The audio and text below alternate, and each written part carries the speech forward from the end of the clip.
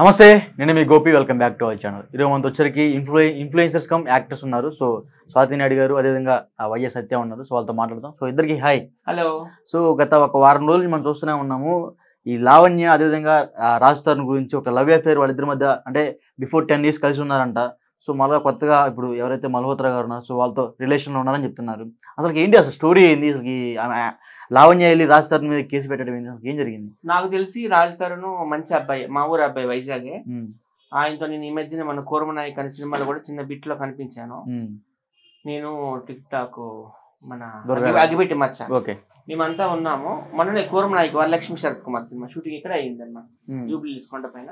తను చాలా మంచి వ్యక్తి అనమాట. ఆయన చాలా చిన్న స్థాయి నుంచి ఇప్పుడు హీరో రేంజ్ వరకు వచ్చాడు. ఫస్ట్ డైరెక్టర్ గా ఉండేవాడు, తర్వాత షార్ట్ ఫిల్మ్స్ తీశాడు, తర్వాత సినిమాలు చాలా తీశాడు, ఉయ్యాల జంపాలి ఇవన్నీ, కుమారి 21F. కానీ ఇలాంటి రావడం చాలా బాధాకరం. ఆయన ఏం చెప్తున్నాడంటే, ఎస్ నేను షార్ట్ ఫిల్మ్ డైరెక్టర్ ఉన్నప్పటి నుండి ఆమె నాకు పరిచయం, 2007 వరకు రిలేషన్ ఉన్నాము. 2007లో ఈ లావణ్య అనే వ్యక్తి డ్రగ్స్ కన్జ్యూమ్ చేయడము, అలాగే వేరే బాయ్ ఫ్రెండ్ తో తిరగడము, ఆ బాయ్ ఫ్రెండ్ పెళ్లి చేసుకోలేదని గుంటూరులో కేసు పెట్టడము, అవన్నీ చేసినాక నేను చాలా అప్సెట్ అయిపోయినాక ఇంకా ఆమెను కట్ చేసేసాను. 2007 తర్వాత ఆమె ఎలా ఉందో ఏంటని నాకు తెలియదు, ఆమెతో నేను రిలేషన్ లేదని ఆయన చెప్తున్నాడు. ఈమె ఏమంటుంది, మేము 15 సంవత్సరాలుగా రిలేషన్ లో ఉన్నాము, టెంపుల్లో నాకు తాళి కట్టాడు అని ఏం చెప్తుంది. నేను ఆయనకి చాలా డబ్బులు ఖర్చు పెట్టాను. ఆయన కూడా ఒక ఇంటర్వ్యూ చెప్పాడులే, హైదరాబాద్ వచ్చిన కొత్తలో నాకు ఆమె చాలా హెల్ప్ చేసింది లావణ్య అనే వ్యక్తి అని ఆయన కూడా చెప్పాడు. సో ఏంటంటే ఆల్రెడీ ఇన్వెస్టిగేషన్ అనేది నడుస్తుంది. ఆమె వెళ్ళి నార్సింగ్ పోలీస్ స్టేషన్ లో కంప్లైంట్ ఇచ్చింది. ఇన్వెస్టిగేషన్ అనేది నడుస్తుంది. ఏం తేలుతుంది అనేది నాకు కూడా తెలియదు. నాకు తెలిసింది యాజ్ పర్ మై నాలెడ్జ్ అతనైతే చాలా మంచి వ్యక్తి అండి. ఇంకోటి లావణ్య అంటుంది, రాజ్ తరుణ్ కి ఈ మల్హోత్రా ఒకటే కాదు, గత కొన్ని సంవత్సరాల నుంచి ఎంతో మంది ఇన్ఫ్లుయెన్సర్స్ అదేవిధంగా యాక్టర్స్ ను వాడుకున్నాడు. ముఖ్యంగా మొన్న తెర మీద ఒక పేరు వచ్చింది, ఆ పేరు బయట చెప్పకూడదు. ఆమె ఒక big boss celebrity Haryana. So ఆమె పేరు కూడా ఒక తెర మీదకి వచ్చింది, ఈ లావణ్య అనే అమ్మాయి తెచ్చింది. సో దాని గురించి మీరు ఏం చెప్తారు? ఈ విషయంలో లావణ్య అయితే తప్పు, ఎందుకంటే ఆడవాళ్ళ జీవితమే కదా. ఎప్పుడైనా ఉమెన్ ఈజ్ ఉమెనే. ఈమె పేరు బద్నాం అయిపోయింది, ఈమె రోడ్డు ఎక్కిందని వేరే వాళ్ళ పేర్లు అట్లా చెప్పడం అనేది చాలా రాంగ్. అది వాళ్ళ పేర్లు ఎందుకు తీయాలి? హర్యానా కూడా నా కుప్పల వాళ్ళకి ఆమె చాలా క్లోజ్. ఆమె అట్లాంటి క్యారెక్టర్ కాదు. నీ ప్రాబ్లం ఏదంటే నువ్వు సాల్వ్ చేసుకో. ఈ మల్హోత్రా అనే హిందీ ఆమె తెలుగు కూడా రాదు కదా, మల్హోత్రా కూడా తెలియదు, నాకు పూర్తి పేరు కూడా తెలీదు. అలా వేరే వాళ్ళ పేర్లు తీయడం అనేది చాలా రాంగ్ అండి. ఒకవేళ నీకు నిజంగా అన్యాయం జరిగింది అనుకో, నువ్వు తేల్చుకో కోర్టులో, పోలీస్ స్టేషన్ లో. నీకు న్యాయం జరగాలని మనస్ఫూర్తిగా మేమంతా కోరుకుంటున్నాం. అంతేగాని వేరే ఆడపిల్లని రోడ్డు మీద పెట్టడం అనేది చాలా రాంగ్. ఇప్పుడు వాళ్ళు కానీ రివర్స్ ఈ మీద కేసు వేస్తే ఈమె మెడక చుట్టుకుంటది కేసు అంతా. ఎప్పుడు కూడా అట్లా పేర్లు చెప్పకూడదండి, ఆడపిల్లల పేర్లు. ఎందుకంటే వీళ్ళకి పెళ్లి రావలేదు కదా పాపం. ఇప్పుడు హర్యానాకి కూడా పెళ్లి కాలేదు, ఈ మల్హోత్రా అంటే ఆమె కూడా పెళ్లి కాలేదు. సో వాళ్ళ పేర్లు తీయడం అనేది అది కరెక్ట్ కాదని నా ఉద్దేశం. సో ఇదే టాపిక్ మీద స్వాతి నాయుడు గారు ఒక మాట మాట్లాడాలి. సో మీరు చెప్పండి.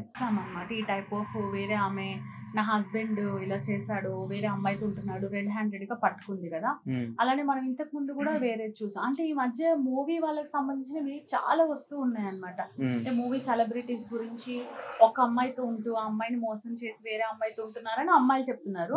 అబ్బాయిలు ఏం చెప్తున్నారంటే, లేదు ఈమెనే వేరేగా ఉంది, నన్ను వదిలేసింది, నేను ఒక మగాన్ని కదా, నేను ఒంటరిగా ఎందుకు ఉండాలి, కాబట్టి నేను వేరే వాళ్ళతో ఇచ్చేసాను అంటున్నారు. నేను అనేది ఏంటంటే, ఇలాంటి గొడవలన్నిటికీ పరిష్కారం ఏంటంటే, ఎప్పుడైనా ఒకళ్ళు విడిపోయినప్పుడు పోలీస్ స్టేషన్ కి వెళ్ళి కంప్లైంట్ రాసుకోవాలి. ఇద్దరు మేము రిలేషన్ ఉన్నాం, అది పెళ్లియా లేకపోతే అడల్ట్ ఇద్దరు కలిసి ఉండొచ్చు అని కూడా లీగల్ అంటున్నారు కదా. అలా ఉన్నాము, ఇప్పుడు మేము విడిపోతున్నాం, ఇక మీదట నా లైఫ్ నాది, ఆయన లైఫ్ ఆమెది, మళ్ళా డిస్టర్బ్ చేయొద్దు అని ఒక పోలీస్ లెటర్ రాసేసుకుంటే నెక్స్ట్ టైం వీళ్ళు ఎవరైనా వచ్చి చెప్పినా ఆల్రెడీ పోలీస్ వాళ్ళ దగ్గర ప్రూఫ్ ఉంటుంది. ఇంకొకటి, లావణ్య కేసులో ఆల్రెడీ రాజ్ తరుణ్ డ్రగ్స్ కేసులో ఇరికిచ్చాడని లావణ్య కంప్లైంట్ లో ఫిర్యాదు చేసింది. సో దాని మీద ఏం చెప్తారు? అవును, అంటే ఇప్పుడు ఒకరి మీద ఒకళ్ళు ప్రేమగా ఉన్నప్పుడు వాళ్ళు ఎన్ని తప్పులు చేసినా సమస్య పోతాయి. ఎప్పుడైతే ఇద్దరు విడిపోయి ఉన్నప్పటికీ అన్ని తప్పులు కనిపిస్తాయి. సో ఈమె ఏం చేసింది ఆయనకి కనిపిస్తుంది తప్పులని, ఆమె ఏం చేసింది ఇట్లా కనిపిస్తుంది. సో అది నిజం ఉండొచ్చు, అబద్ధం ఉండొచ్చు. ఇప్పుడు ఇందాక సత్య చెప్తున్నాడు కదా, ఈమె వేరే వాళ్ళతో ఉంది, నాకు నచ్చలేదు వదిలేసానని. ఈమె ఏమంటుంది, అతను వేరే వాళ్ళతో ఉన్నారు. కొందరు అందుకే అడుగుతున్నారు ఆమెని, మరి నువ్వు పెళ్లి చేసుకున్నాను అంటున్నావు కదా, మరి ఆయన వేరే వాళ్ళతో తిరుగుతూ ఉంటే నువ్వెందుకు దాన్ని అడ్డుకోలేదు, నువ్వెందుకు కామ్ గా ఉన్నావు, ఇప్పుడు ఎందుకు వచ్చి చెప్తున్నావు అని చెప్పేసి. సో ఇంకోటి ఏంటి, లివింగ్ రిలేషన్ కి అందరు ఇప్పుడు మొగ్గు చూపుతున్నారు. ఈ లివింగ్ రిలేషన్ అడల్టరీ అనేది అబ్బాయిలకి ఎక్కువ బెనిఫిట్ అవుతుంది. ఎందుకంటే ఎన్ని రోజులు కావాలంటే అన్ని రోజులు కలిసి ఉండొచ్చు, అవసరం లేనప్పుడు అవును మన మధ్య అగ్రిమెంట్ ఏం లేదు కదా, లివింగ్ లో ఉన్నాం, ఇప్పుడు నాకు నచ్చలేదు నేను విడిపోయి వెళ్ళిపోతానని చెప్పొచ్చు అనమాట. అలా కాకుండా అదే ఆడవాళ్ళకి అనుకో చాలా ఇబ్బంది అవుతుంది. ఎందుకంటే సహజంగా చాలా మంది ఆడవాళ్ళు మోసపోతూ ఉంటారు. అబ్బాయికి కావాల్సింది ఏంటి అనేది జరుగుతుంది లివింగ్ లో, పెళ్లి అనేది చేసుకోవట్లేదు. సో అలా జరుగుతుంది కాబట్టి ఎక్కువగా ఆడవాళ్ళు కూడా లివింగ్ కి ఇంట్రెస్ట్ చూపించకుండా ఓకే మీ ఇద్దరు ఉండాలనుకుంటే మ్యారేజ్ చేసేసుకోండి, దట్ ఈస్ గ్రేట్. అట్లీస్ట్ అడగడానికి ఒక హక్కు ఉంటది కదా, నాకు పెళ్లి అయింది, ఇతను నా హస్బెండ్, నువ్వు ఎలా తింటుందో తిరుగుతున్నావు అని అమ్మాయి అడగడానికి ఉంటది. అబ్బాయిలు అందరూ అంతేనండి, తిరుగుతూ ఉంటారు, ఈయన కూడా అంతే అయి ఉండొచ్చు, మనకు తెలియదు. చెప్పండి. సో కాబట్టి అమ్మాయిలు జాగ్రత్తగా ఉండాలి. సో ఇంకొకటి, ఆ లావణ్యనే తను పోయేది పోకుండా మళ్ళీ కొత్త కొత్త పేర్లు తెరమే చేస్తుంది. సో వాళ్ళ లైఫ్ పాడైపోతుంది కదా, సో దాని గురించి ఏం చెప్తారు? దాంట్లో కూడా ఎంతో కొంత నిజం ఉండుండొచ్చు. ఎందుకంటే మరీ ఏమీ తెలియని వాళ్ళ మీద నిందేసేస్తే ఎవరు ఊరుకోరు కదా. అంటే వాళ్ళు కాల్స్ మాట్లాడుకోవడము, కొద్దిగా క్లోజ్ ఫ్రెండ్స్ గా ఉండడము, కలిసి ఏదైనా ఫంక్షన్స్ కి వెళ్ళడము, ఇలా జరుగుతూ ఉండడం వల్ల కూడా ఒక భార్య గాని ఒక గర్ల్ ఫ్రెండ్ గాని ముందే మన పర్సన్ అంటే మనకే సొంతం అనుకుంటారు కదా. మూవీ ఇండస్ట్రీ అంటే ఇటు సహజంగానే వేరే వాళ్ళతో యాక్ట్ చేయాల్సి ఉంటుంది, వేరే కాంటాక్ట్స్ ఉంటుంది. ఏదైనా అంటే అవును మూవీ పరంగా మాట్లాడుతున్నానని కూడా చెప్పేస్తారు. ఇప్పుడు నార్మల్ ఫ్యామిలీస్ అంటే అంత చెప్పుకోలేరు, ఆఫీస్ అయిపోయింది కదా ఇప్పుడు ఆమె నీకు ఎందుకు కాల్ మెసేజ్ చేస్తుందో అని అడుగుతారు. కానీ మూవీ వాళ్ళకి ఏంటంటే ఎక్కువ ఫ్రీడమ్ ఉంది కదా, అలా కూడా చాలా రాంగ్ గా అవుతూ ఉంటాయి. కాకపోతే అబ్బాయిలు కూడా ఒకరితో రిలేషన్ ఉన్నప్పుడు దానికి ఇంపార్టెన్స్ ఇస్తూ ఉండాలి. రోజుకు ఒక కొత్త ఫిగర్ కనబడితే వాళ్ళతోటి కనెక్ట్ అయిపోతే ఎట్లా?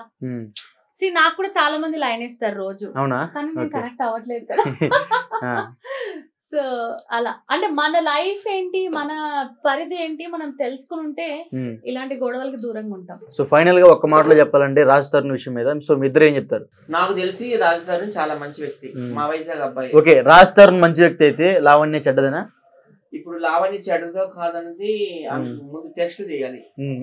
డ్రగ్స్ కి ఎడిక్ట్ అయింది అంటున్నారు కదా, సో ఆమెకి టెస్ట్ చేయాలి. మొన్న హేమ అక్కడ చేసినట్టు ఆమె డ్రగ్స్ కన్జ్యూమ్ చేసినట్టు వచ్చినట్టయితే తప్పు అంతా ఆమెది.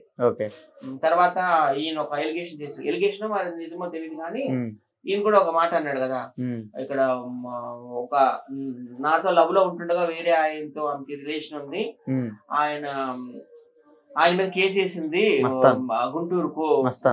గుంటూరులో అన్నాడు కదా, అది కూడా వెళ్ళి ఎంక్వైరీ చేయాలి. అందులో ఎంత నిజం ఉంది ఎంత అబద్ధం ఉంది. సో ఎవరు తప్పు ఉన్నా కానీ శిక్ష వేయాలి. నాకైతే మాత్రం రాజకీయ తప్పలేదని అనిపిస్తుంది నాకు.